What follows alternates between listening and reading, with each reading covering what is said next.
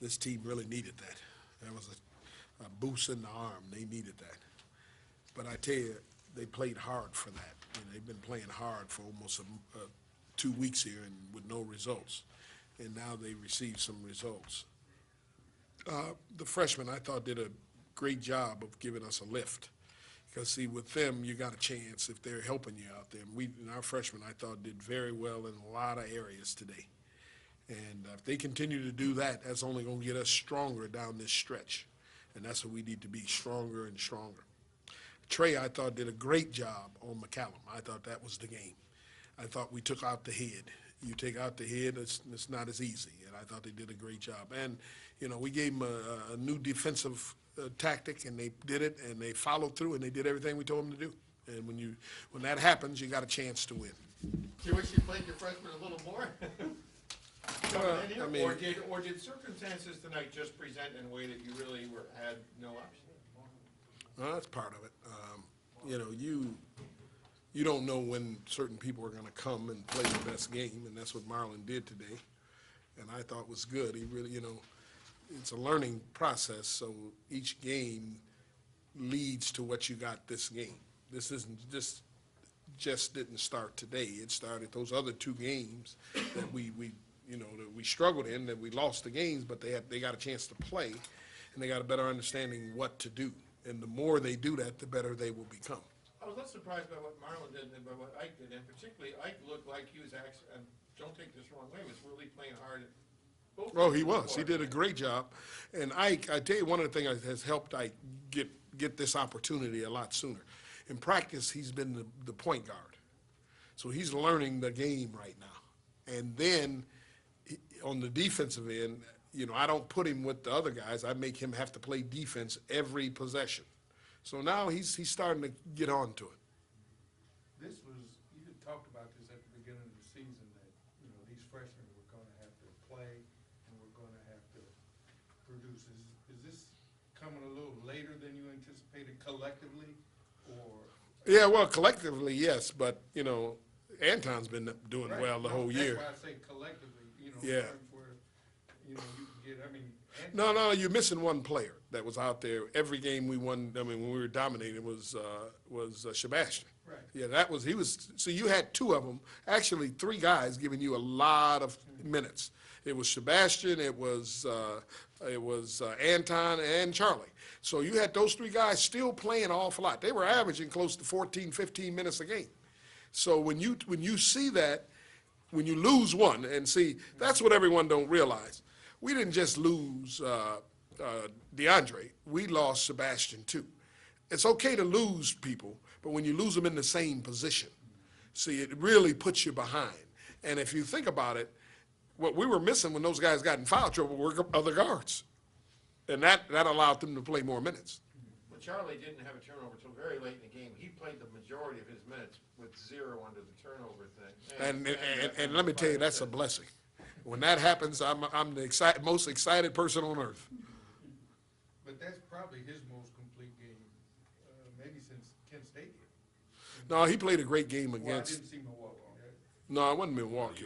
UIC. He started that game, and I thought he was the key to that game. So he's starting to look more like the guy who'll get the ball next year? Well, this is just one game. I can't be jumping up I'm and down. talking about. Well, yeah, but you mentioned that he played well in Chicago. He's had some. Oh, he's had some good games, But he's but had some good ones too. he has. But the valuation is still out.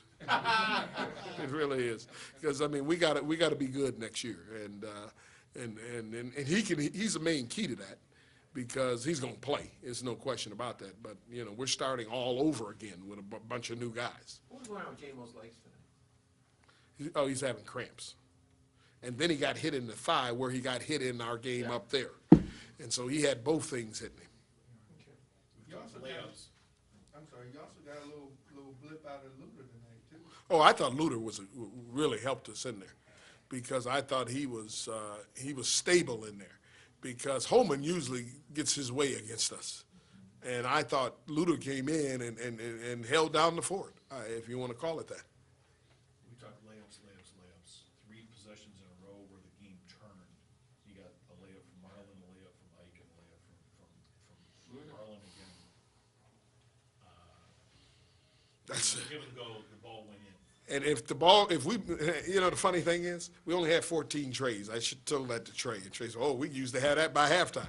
And he's right. But we had 14 trays. The uniqueness was we had 16 assists. So they were still moving the ball and getting the ball, but they were getting it, they were putting it in the basket.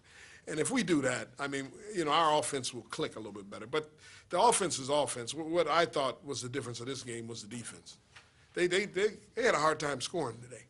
And Trey took the head away. And that was I thought, Trey's best defensive game. You worked through the fouls.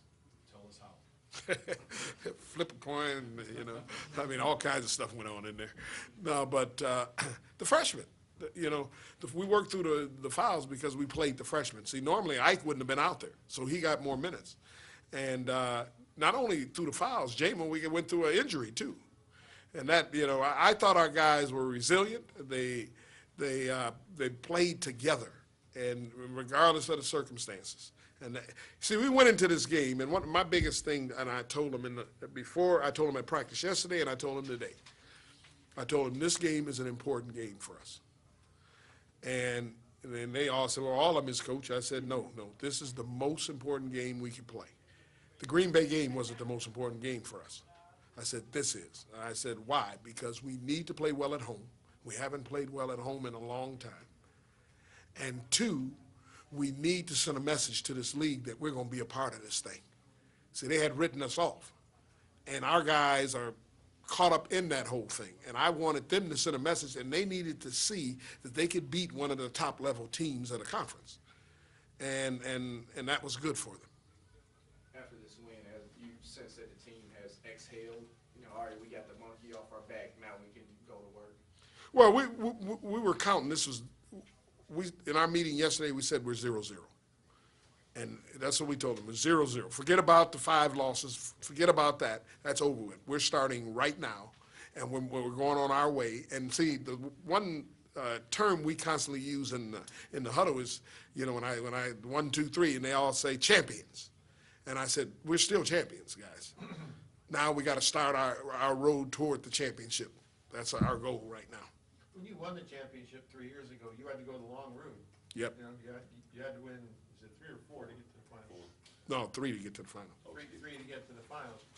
The way unless I'm misreading the standings now, if things fall a certain way, you will finish, if you win Saturday and Valpo beats Butler, you finish second, right? Yeah. Essentially, so is there a part of you that thinks? No, we need that second. We need that second because we need to rest. You need to get to Andre. Oh, no, you see Trey. Trey's playing 40 minutes a game, and J-Mo playing 40 minutes. I mean, we need the rest. There's no part of you that says there's some advantage to playing 2 games before you get to. No, we need the rest. I'll take that 150 times. I mean, we need that rest.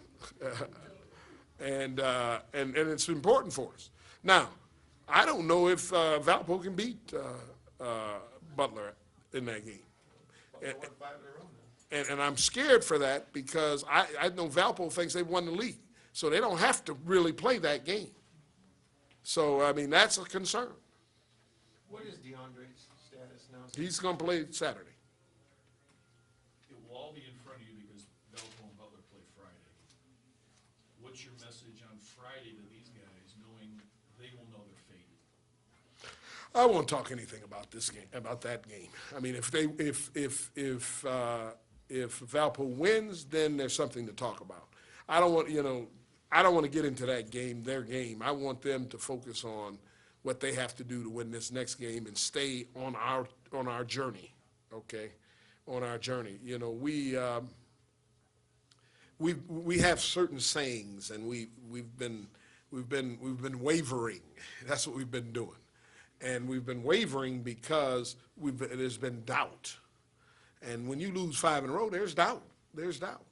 But what I thought kind of relieved them yesterday is when we spent a long time talking about, all you had to do is understand, yeah, we've lost 5 in a row, but you could have easily won 3 of the 5. So it's not about what we're missing and what we have lost. It's about how we're performing. And so what we got to do is just perform a little bit better. You were talking the other day about possessions and executing. It seemed like you couldn't get over that hump tonight until that 6-minute mark.